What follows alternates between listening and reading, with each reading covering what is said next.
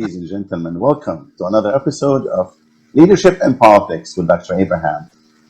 As promised, I'm bringing you talent, a thought leader in talent on this show, and today is no exception. I'm bringing you Dr. Shindale Seale, cultural equity expert. Dr. Shindale, welcome to the show. Thank you so much, Dr. Abraham. Thank you for having me. I really, really appreciate this opportunity. You're most welcome. So if you may, go ahead and tell our audience, who is Dr. Shindale? Well, I think first and foremost, I am someone who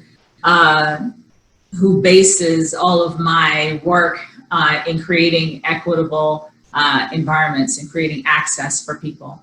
I have a nonprofit organization that I am very, very passionate about. That we take professionals of color into communities, into schools, K-12 schools, where we have young people who've never seen them before, who've never seen people of color being doctors and lawyers and things of that nature. So in that way, we create equity. I have a diversity strategy company where I go into organizations and I try to build out their profile, their environments where it would be hospitable to people who look like me to come in and actually be their authentic selves. So they see somebody like them in a position of absolutely of power or interest or something to admire. Yeah. That's not what your nonprofit does. That's what you do. Yeah, my nonprofit does that in the schools. Okay. And my diversity strategy company does it in organizations and in higher ed institutions. And just disclaimer here, I know Dr. Shindale, she's a professor at the same university, and proudly the distinguished University of Redlands. But in the same time, she is also talented in her own way. So she has a series on microaggression. And every time I hear these 5 to 10 minutes posting she has, they're very powerful and they're full of insights. So I wanted her to come on the show so this way she will share her insights. We're going to be talking about diversity in this certain time of difficulty. We'll talk about equity, we'll talk about inclusion, and then I'll let her do her things on microaggression, because I promise you'll benefit from what she's going to share with us. So let's talk about diversity. In this time of uncertainty, and everybody wants to be isolated, and everybody wants to say, okay, we know better, our culture is better. Comes diversity. What's diversity? Well, diversity is something different for everyone. An interesting concept based on where you are. Here in America, we have a very, what we would like to say diverse. We have, everybody's this melting pot and whatnot. So diversity for us means something like a combination of different races, a combination of genders, a combination of age groups, multi-generational workforce. We want to say things like that. Ability, the various types of abilities, diversity of thought. So for us, that's diversity. When I look at something, when I look at global diversity is very different than, say, diversity here in Los Angeles. Diversity in Japan is different than diversity in, Africa somewhere. Diversity in its definition, its solid definition, would be basically employing people, in an organizational concept, is employing people from different backgrounds, but it is bringing differences together, and differences could mean anything. So this is why diversity is a very subjective term, and there's diversity within groups as well. So I got it. So the diversity, if we take it and explain it further, it means, as you said, means different things to many people, to many different people, and it depends on what perspective you're looking at it, from what angle you look at it. The term itself has too many meanings and interpretation. It doesn't mean for sure. It doesn't mean affirmative action. No, and not that affirmative action is wrong, and not that affirmative action is negative or wrong. So it's not affirmative action. It's not affirmative action. Diversity is where you tap on the talent of others, regardless of race, color, gender, sexual orientation, or what have you, right? So when you tap on that, when you have a pool of talent from all perspective, all races or colors, doesn't matter what it is. That's in a racial setting, but in the organizational settings, is the talent of all included. Well, that's so when we start to deconstruct it, we can say diversity is actually the compilation, right? Yeah. There really isn't really an action to it. It's not like a verb, right? So it's like the is this assembly of a group of people. Then we've got something like inclusion, which is where people would people of diverse backgrounds would be able to contribute to the benefit of the organization. I feel as though I am valued and that my contributions are valued. That's where you start tapping into that talent, and people are actually able to give of what they've learned, regardless of their backgrounds. And then, of course, we've got equity. Let's continue. Let's continue with inclusion. I'd like to Okay. explore that further. Mm-hmm, mm-hmm. So, why is it important for us to employ inclusion and within an organization? Why inclusion is important? Inclusion is where an employee has that sense of belonging. So I'm in an organization, and I feel as though when I speak that I'm heard, that what I'm saying is of value, that I am actually contributing to the conversation, I'm contributing to the benefit of an organization. Otherwise, you have people who are coming in and they're cast to the side, and it's literally like a very transactional situation. Also, you have inclusion also includes being able to bring your authentic self. So I am from wherever I'm from, and I come in and I start discussing or sharing some of the best practices that I've known about, you know, in my previous experience. But because there is no, you know, environment of inclusion, they only want to hear the voices of those that they're familiar with. Okay. So now I'm excluded. Inclusion actually, it infers power.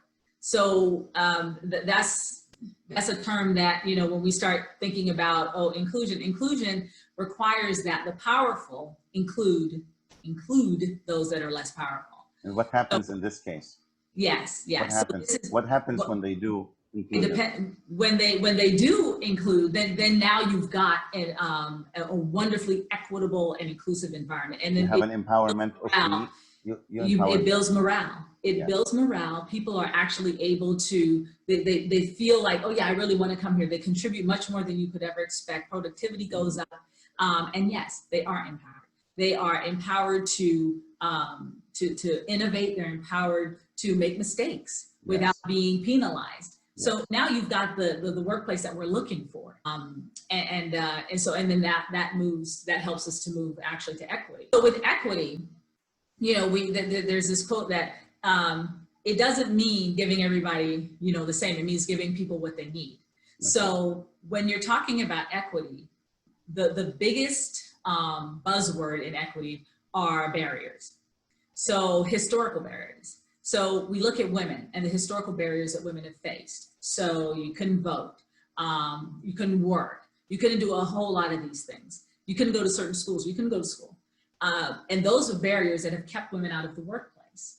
So naturally, women are going to be several steps behind men as we move forward in the workplace. So when we talk about why haven't women been able to get to this, or the pay barrier, or you know, the gender pay gap, there are reasons why this has happened, and a lot of it points to like systemic barriers for minorities, people of color, Black, Indigenous people of color, and women, people with disabilities. So we moved from gender, female, male, to now to a race. Yeah, right. Race, ability, age, they're all types of things. So with equity, as with all of them, they run the gamut. They run the gamut. So we, when we're looking at creating an equitable space, we have to consider the historic barriers. So I would say something like, when I'm looking at job descriptions, let's just say that, you see a lot of that. You see a lot of inequitable practices in job descriptions. So you would see a job description that says, oh, I require 10 years of experience. Well, you can't expect that, let's say a woman who, is of childbearing age that was out of the workforce, for a certain time, to have continual work experience, 10 years, even though she may have the capabilities and she may have the skill set, she may have all of this, but, and it's an unnecessary requirement. Why do you need 10 continual years? So this lends to the inequitable practices within like job descriptions. So, I like that. So although as simple as requiring 10 years of experience, that may put some barriers along the way. Right. Okay. So then that's it's just not considering lived experience when you are building out certain policies. Now let's talk about female and male as far as pay. The equity, when they say a female leader makes less money than a male leader, is that systematic? Yes, absolutely. But when you look at the value that is placed on women's contributions in the workplace, and there are lots of women who actually hold these things, hold these same concepts of their value within the workplace.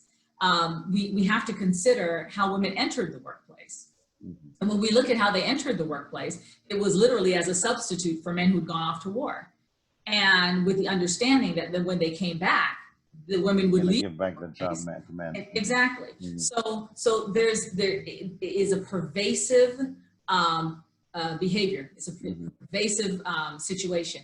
Now, when we consider that, okay, maybe women have overcome that. Okay, but that was in the past, though. Right, and that's what everybody. Oh, but that was in the past. But then, are women? Have women been able to get to college with the same amount, in the same amount of numbers? Okay, there were barriers there. Well, they overcame that. Okay, great. Well, now changed. Now there are more graduates, female graduates. Exactly. Than male. But let's look at hiring. Okay. Now, are we hiring? Or women hired at the same rate, at the same level? And stats show that women are 30% less likely to be brought in and promoted to manager than men. So we're seeing these things. Whatever step you clear, there's always just another one that is brought up to as a barrier. Let me put it that way. So I think that when we're talking about pay levels, to say, okay, well, we're going to pay all women the same, all women and men the same. That would be fantastic. It would be fantastic. However, it's not about the pay, it's about the mindset. It's about how do we see the value of what women are bringing as opposed to what men are bringing. And they could be bringing exactly the same amount, but inevitably it is looked upon differently. So it's the mindset. It's a mindset. It's absolutely a mindset. We have to educate this mindset to see things differently. How important is diversity to society? Because the message I want to bring here through this conversation with you, and if there is a leader out there listening to this, we advocate for diversity, to have equitable environment, and also to tap on the resources of everyone, not only one specific race or color or talent or skill. Don't you agree with me that if you have if we have organizations that they are diverse, they have diversity, inclusion, and equity, that will also reflect on the society we live in, and it will also influence our members in society. Because if we have a member within an organization that believes in these ideas and they actually practice them at the workforce, in the organization, do you agree with me that they will also take it home? They will take it to their neighbors, they will take it to their society, not only at the workforce. They're not necessarily going to take it home, because the idea is, well, and that's actually what I was going to say, because when they take it home, that's actually where their base is, right? So in my home, if I have people who don't value diversity, and that's where my safety is, I'm not going to bring a divergent thought into that environment unless I feel absolutely safe and assured that I'm going to be able to talk to my husband or my wife or my whomever about this, my family members or my friends about it without them rejecting me. So now I've got this psychological anxiety about, oh, okay, can I really live this outside of the workforce? Inside the workforce, inside the workplace, I'm actually okay because this is an expected norm. But outside of the workforce, and this is where we see all the like Amy Coopers and we see people like this who are acting this way outside of work, but inside of work, they're your best friend. They're your greatest ally, right? I see. So I can't necessarily live this. I can't live this outside of work because I'm not safe living as an equitable person with people who don't believe in equity. So I'm going to have to change my my community, my non-work community, in order to be able to live it on, in both areas. Otherwise, it goes both ways. It goes both ways. Absolutely. If you practice racism, discrimination, you also need a base to go back and be comfortable with and live within. This is very interesting. Let's talk about microaggression. What is it? Well, they're brief, daily, hostile messages that they're unintentional or intentional, that are conveyed to people of stigmatized groups. So you'll hear something like, oh, if you want to hide something from a Black person, put it in a book, right? And that's that goes back to that belief, that value system that Black people are not intelligent. But that also comes from the restriction of slaves to reading and education. They were forbidden by law to actually open any books, to be taught. And that was under the threat of death. So it actually came from that you were not allowed to touch a book. You were not even allowed to open a book. But then it jumped into, oh, they're ignorant. They don't know what they're talking about. It becomes a stereotype. It became right. A stereotype. So the law of the land, it influenced a stereotype, a belief system.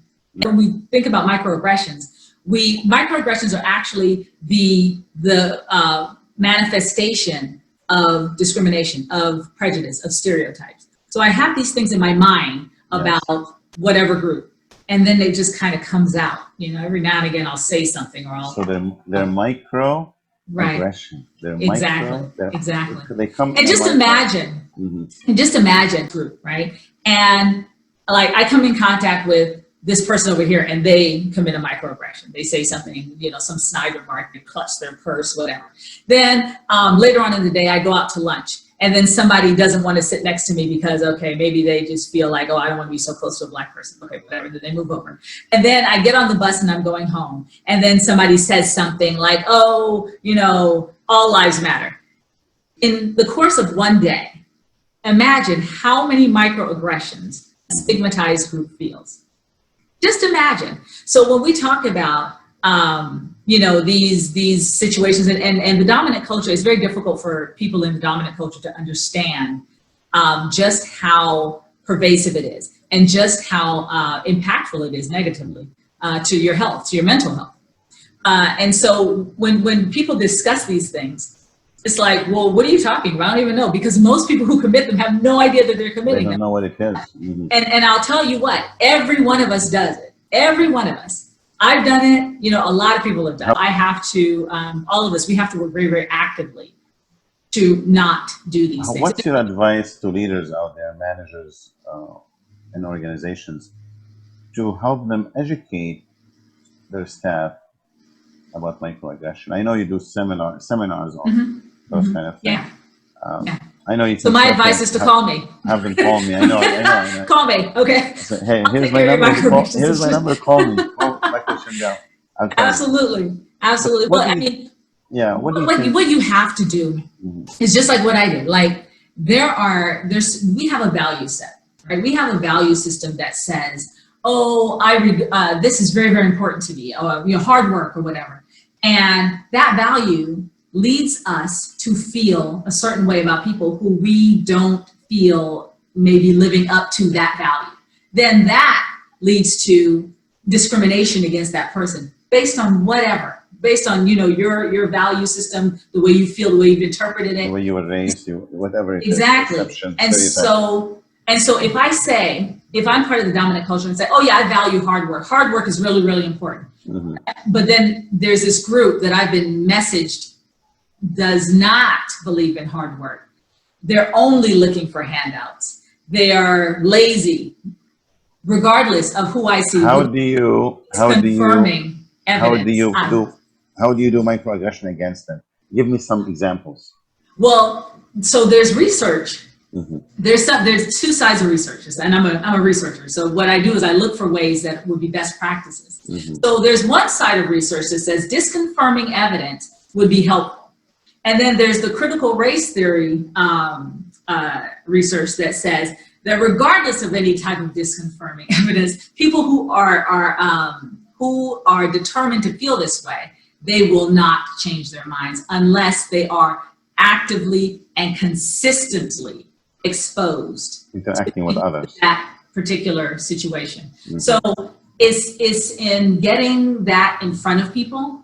It's in actually helping them to recognize those biases and how it lends to their microaggressions, their discrimination, the stereotyping, and the biases that the barriers that they create within their organizations based on those values. Isn't it funny? Every race out there, they think they are better than the other, and they think their race or color or culture is the best. There are a lot of races who feel that way, and then there are races who have been convinced that they're not as good as.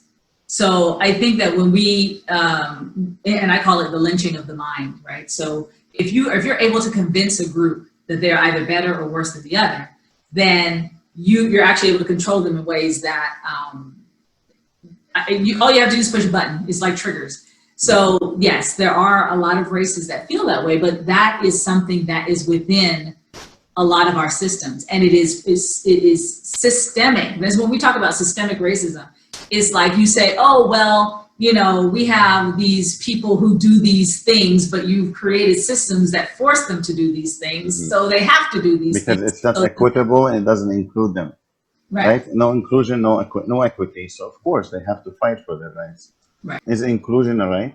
As far as I'm concerned, the law in the United States does not state or does not imply that inclusion is a right.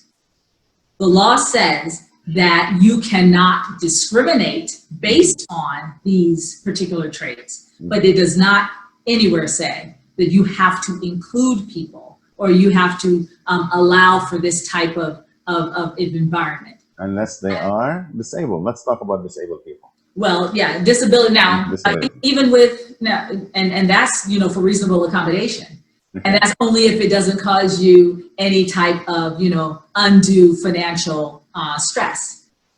Now, companies have gotten. Hold on. Go ahead. So if they're an organization and they have a disabled person, right, by law they must accommodate that individual. They must accommodate them, or financial stress or no financial stress. Right. They hire that individual. They must.